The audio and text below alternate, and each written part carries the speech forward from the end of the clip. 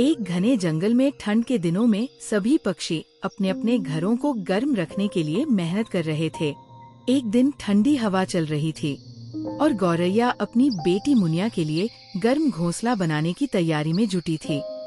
लेकिन ठंड के कारण वह और मुनिया रात में एक खेल खेलकर ठंड से बचने की कोशिश कर रही थी। अगली सुबह गौरैया कपास के फूलों की तलाश में निकल गई। उसे रास्ते में तोता मिला। तोता बोला, कपास के फूल तो पहाड़ों के पास है, वहाँ जाओ। गौरैया पहाड़ों पर गई। कपास के फूल तोड़कर बूढ़ी फाख्ता के पास पहुँची और बोली, माँ जी, इनसे मेरी बेटी के लिए घोंसला बना दे। फाख्ता ने कहा, हाँ बेटी, लेकिन लंबी घास की जरूरत होगी। गौरैया घास लेने नदी के पार गई और लौटकर फाख्ता से गर्म घोंसला बनवा लिया।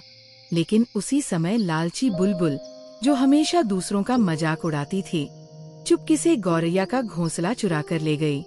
गौरैया ने जब ये देखा तो मुनिया को समझाते हुए कहा, शायद किसी को इसकी ज्यादा जरूरत होगी, हम दूसरा घोंसला बना लेंगे। लेकिन कपास खत्म हो चुकी थी और ठंडी रात में गौरैया और मुनिया फिर से ठंड से कांपते हुए खेल खेल रहे थे। तभी एक विदेशी कबूतर वहाँ आया। उसके पास गर्म कंबल थे। उसने गौरैया और मुनिया को एक कंबल दिया और कहा, ये लो, आराम से सो जाओ।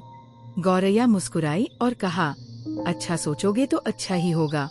दूसरे दिन बुलबुल के घर में हंगामा हो गया।